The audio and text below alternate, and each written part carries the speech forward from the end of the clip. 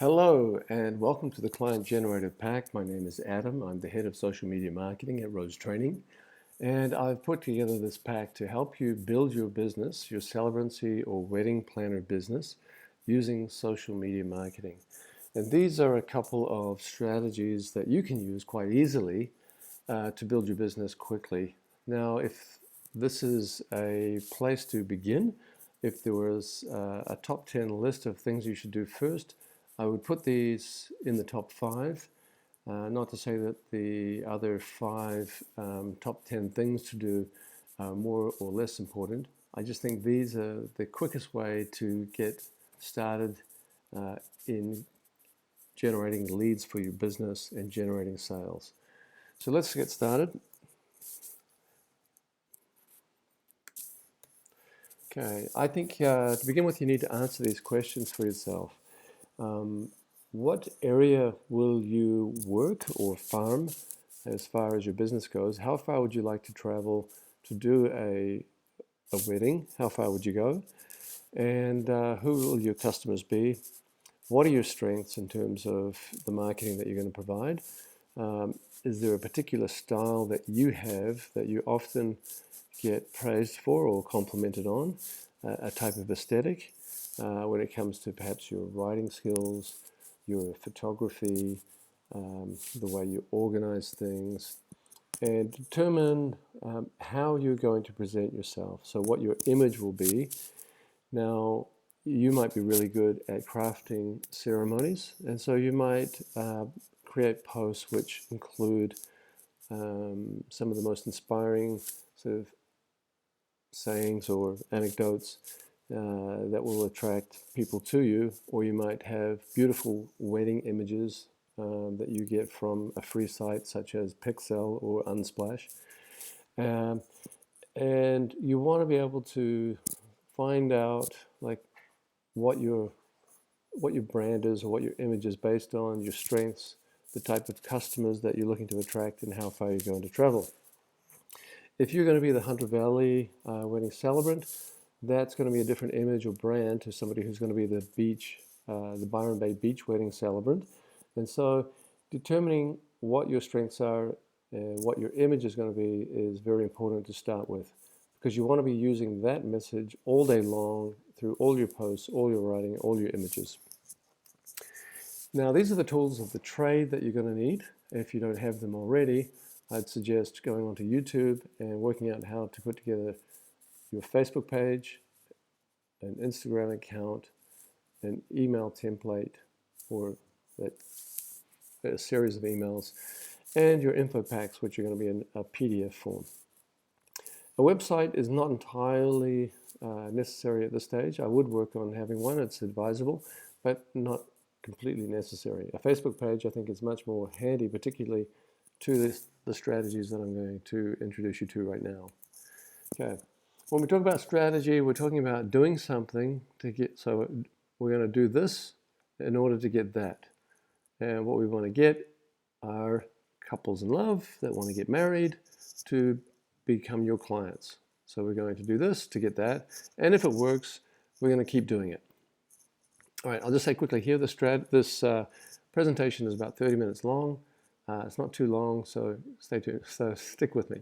The strategy is we're going to keep it easy, simple, and effective. I think when you're starting out, it's the best way to start. If it's too complicated, you won't do it. If it's difficult, you may drop off and you won't get the results that you're looking for. So I want to be able to help you go from click to client in 6 steps. Now, these are the 6 steps. First one is to create or set up your funnel to generate leads. We'll talk a bit more about funnels in a moment. We're going to have an auto reply email with 4 strategic questions or key questions. We're going to contact people with your availability, an info sheet, and a price pack.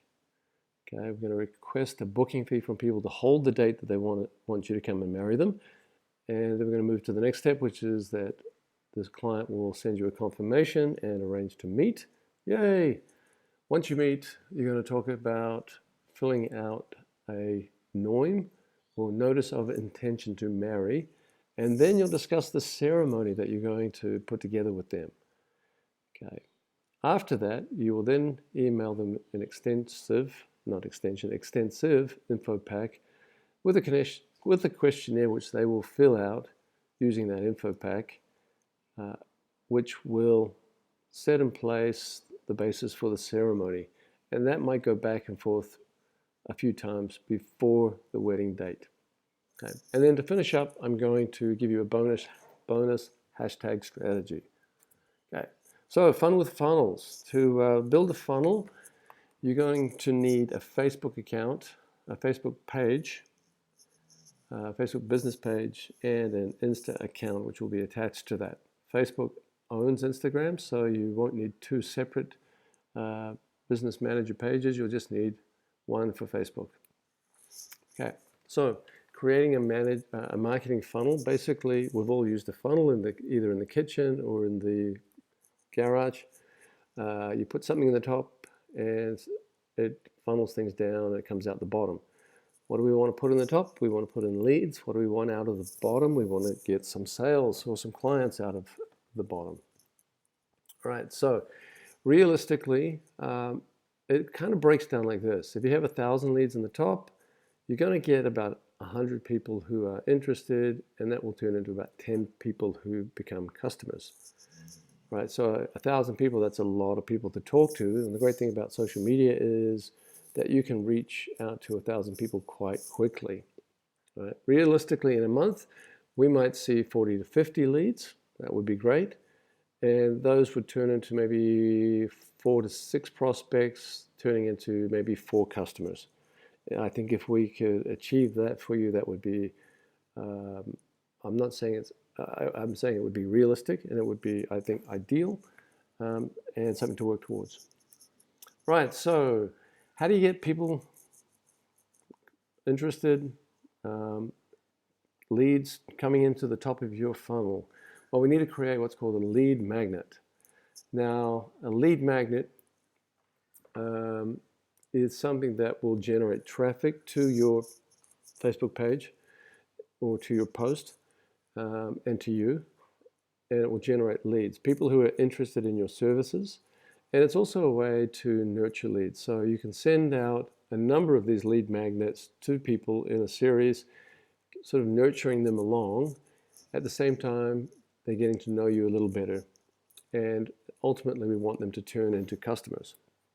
All right, so I've made this little video that I want to show you about putting a Facebook lead in front of an audience of engaged people on Facebook. So I'm just going to pop this up on the screen here. Just Adam from Rose Training here.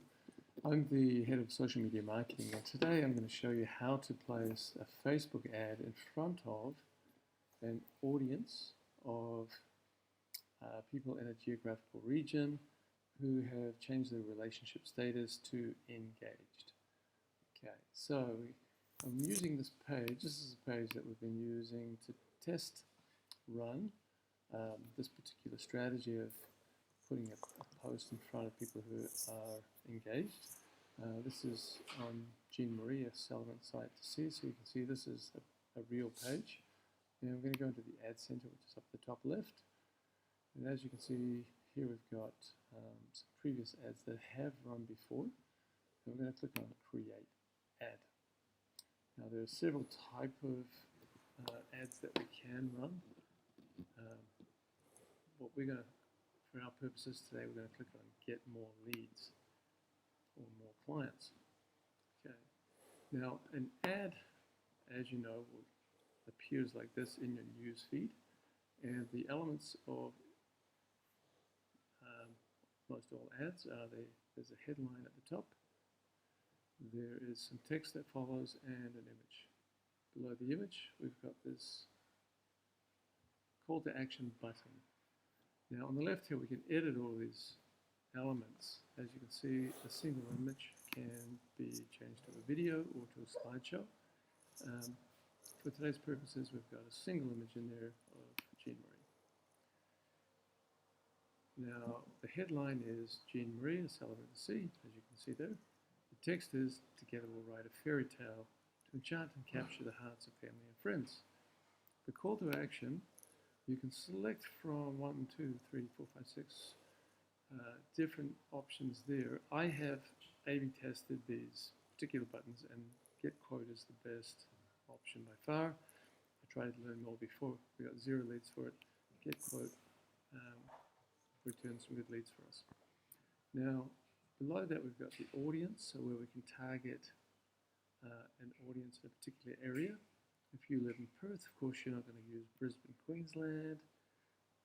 If you live in Adelaide, you're not going to target Sydney unless you want to travel to Sydney. And then below that, we've got the duration that the ad will run and the amount of money that we're going to spend each day. Okay, so let's have a look inside the audience. I'm going to go in here. For Brisbane, Queensland, the potential audience size is 1.8 million people. Now, it costs a lot of money in Facebook to put an ad in front of each of those people, and you know, a good portion of those people are either going to be too young to get married, or they already are married, or they're not interested. So we want to put it in front of people who are specifically interested in getting married. So to do so, we're going to go to targeted, detailed targeting, click on browse. You've got demographics, interests, and behaviors, but we're going to specifically look at the demographics today. And in particular, we're going to scroll down to relationship status, click on engaged, and there we go. 54,000 people in the Brisbane area have identified themselves as engaged to be married, as opposed to divorced, complicated, or married, etc. And we want to then save that. Okay, so the ad that we're running is going to go out to this potential audience size here. So I hope that helps. Yesterday we ran this ad. We got 3 leads from it. The leads cost $3.31 each, so that's, I'm sure you'll agree, quite a good return. So I hope that helps. Stay tuned for more tips like this that will help you in promoting your Celebrancy business. Okay, so moving forward, once you run an ad like that and you get the leads coming through, what do you do with those leads? Okay, so you may be asking, well, where do we go for those leads? And they do show up inside the Facebook ad page again. So I'll show you another little clip that I've previously prepared, and I'll pop that back up there.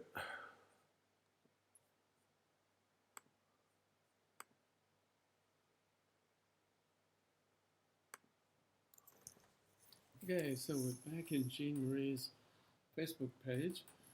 This is her Celebrancy Facebook page, and we're going to talk about what to do with your leads. So once you've set up your ad, you've put it in front of the audience, and you've set the duration and the budget, and you've sent that out. A couple of days have gone by, and now you've got some leads that have come in, or interest from people has been expressed, and they've given you the contact details. What do you do next? All right, so let's jump into the Ad Center up here. We're in the Ad Center. Let's click on this particular ad here. We've got some leads in there. Right, so 3 leads came in over 3 days. The total cost was $26 or $8.92 each. You can get leads cheaper than that, but for $8, it's not bad, particularly if you can close 1 or 2 of those. And I know across about a week's time we got about 7 leads in, and highly likely that you will close maybe 1 or 2 of those leads. Okay, what do we see inside here? Inside the results, well, we get some good information about who showed interest in our ad.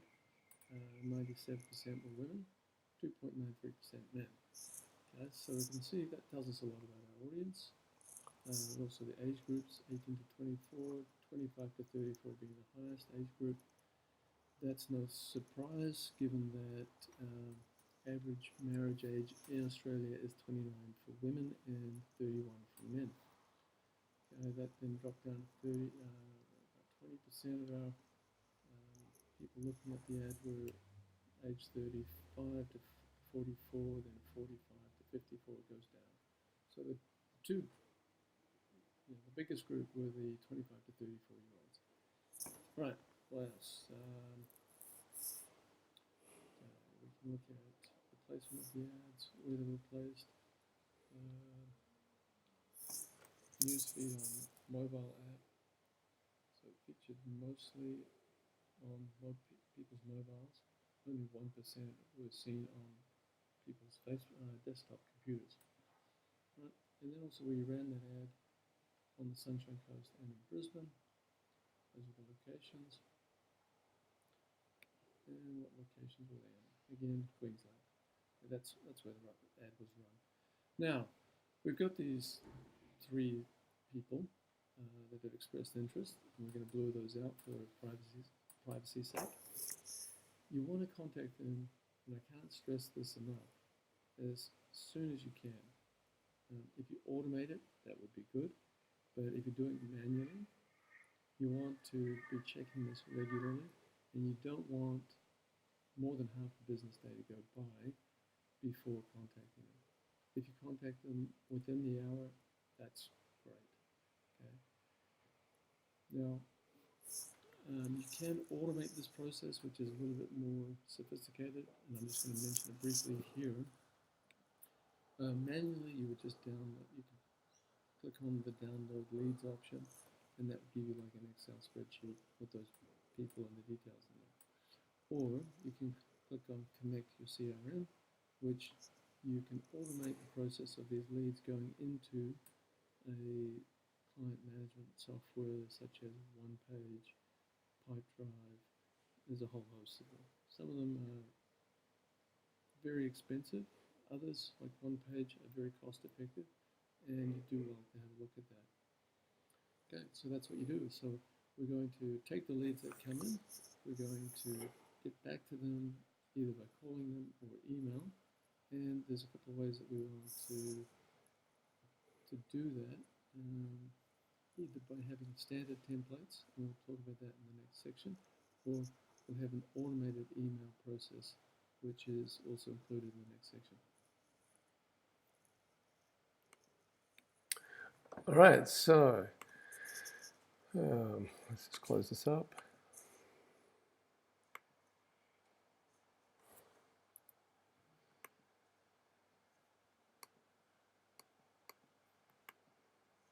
Let's close this up. Love it when technology works. That's not working. There we go. There we go. Okay. So we've got leads, and we want to move on to responding to those leads. How we go about responding, whether we do it through an automated system such as MailChimp or GetResponse, or whether we do it through a manual process of cutting and pasting their email address into an email that we send out from our desktop. We want to ask these 4 questions, and these are 4 key questions that we want to ask because the answers are going to be very important to us. So the questions are, when is your proposed wedding day? How many people will attend? Have you booked the venue and where? What is your preferred way to communicate, email or phone call? And here we've put up the answers, the reasons behind each question. So when is your proposed wedding day? We want to find out if you're available on that day. If we don't want to book them if you're already booked to perform a wedding on that day. The next question is how many people will attend? Let you know if it's going to be a simple or complicated affair. So it might be less than 20, it might be more than 20, it might be more than 60, it might be more than 600. Okay. Have you booked the venue and where?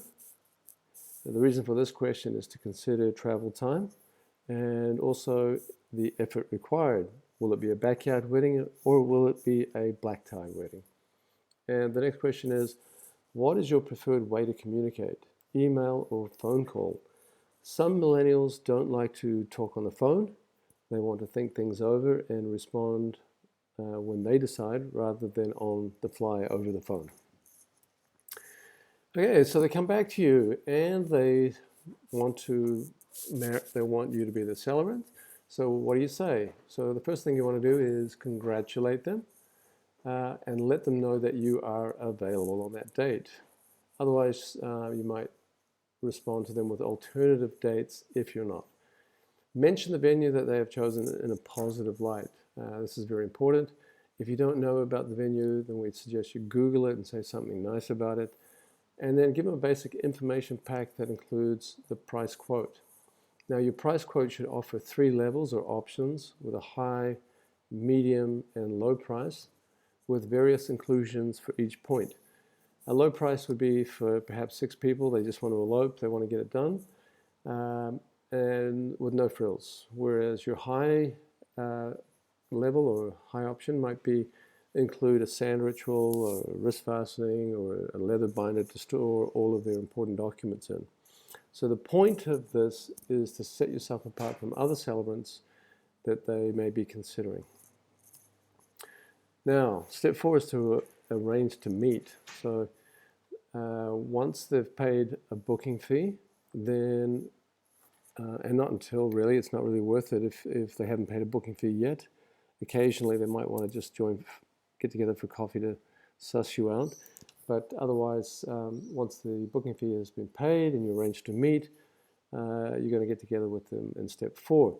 Now, just another note about payments as part of your invoice that you send to them. The conditions might be something like $250 booking fee with the balance to be paid 1 month prior to the wedding. Step 5 is when you meet them face to face. And when you meet with them, you've got 2 objectives in mind. And the first one is to fill in the NOIM, or the Notice of Intention to Marry, which will take about 30 minutes. And the other objective is to discuss plans for the ceremony, which may take up to an hour. And this is where you offer suggestions on the order of the ceremony. Maybe you ask them about what songs they want included, who will speak, about the vows that they're going to exchange, whether they'll write them themselves or if you're going to make some suggestions on what they should say, and you'll go through that with them together. Okay, and then step 6 is to email them an extensive info pack with a questionnaire to finalize all of those details. So the info required to fill out the questionnaire is actually contained in the info pack, and you'll stay in contact with them leading up to the wedding. For some of your clients, it might be once a week. Other clients, there's going to be no more contact until closer to the wedding date. Okay, so that's a basic strategy. I've got one more strategy to run through with you quickly. I call it the hashtag strategy. Again, it's an easy, simple, and effective strategy. Okay. Now, hashtags, you may notice on your posts if you haven't seen this already, they have down the bottom hashtag wedding celebrant, hashtag wedding venue, hashtag whatever it may mean, or whatever it may be, and that just makes that post searchable. So someone can type into the search field at the top of their Instagram or in Facebook, hashtag hinterland wedding or hashtag beach wedding, and all the posts where people have put that hashtag included in their posting will come up, and you'll be able to see what people have included. Now, the reason for using hashtags in your posts is A, it gets more views. Research has been done. I've seen figures that say they get 12% more views. Other figures have said that it's more like 70%. But either way, it's more than if you don't include a hashtag. Now, the bigger idea is to use this to search relevant hashtags for your area. So if you're the Hunter Valley wedding celebrant, put in hashtag Hunter Valley wedding celebrant and see who comes up. Now, what you want to do with that is that you want to shamelessly copy your most successful competitors to leap forward your marketing. Okay, but you're not going to copy them exactly. You're just going to do it in your own style. You're going to use the hashtags that they're using because that's what's working, and there's no point in reinventing the wheel. Go with those hashtags that are working. And the other reason for using hashtags or for searching is to find a a network of industry friends that you can work together with. So you want to find the wedding venues, the wedding photographers, the wedding caterers, the wedding florists in your area, and you want to like their posts. You want to comment on posts that you think are great, and you want to follow them. And the reason you want to do this is that, just like with your own Facebook family posts, you want to see who followed, who saw, who commented. When you send out a post, you're like, well, who's liking it, who loved it? And they're going to do the same. So they're going to see your name listed there. And after a couple of times, they're going to get curious, and they're going to look at your profile and find out who you are. Now, the reason for that is that you want to meet with them eventually. I mean, if you find someone who you like their aesthetic, that it matches yours, you're not in competition with each other, so you can help each other out. So you got a hashtag to find your industry, hashtag to I'm saying, run with the big dogs, and also to build a network and go offline with those relationships. So once you've messaged back and forth a few times, you make the suggestion that you get together for coffee, and the whole idea is that you're going to meet with them and say, hey, look, if someone comes to me that needs a wedding photographer, I'm happy to recommend you.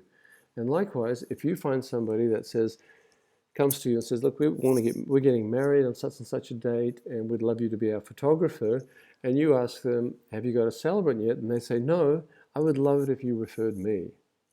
And so you're going to build a network of mutually benefiting industry friends this way with this strategy. Sound good? All right. So I want to say you've got this. If you think it's too hard, it's not. If you think the competition is too high, it's not. Not everybody is going to be doing exactly the same thing as you. And not everybody wants to be married by the Elvis Presley wedding celebrant, right? Unless you're the Elvis Presley wedding celebrant, and that's exactly what they want. So setting yourself apart means that you're going to find your own sort of audience, and over time, that's what you're going to become known for. So you've got this, and I wish you well, and best of luck in your business.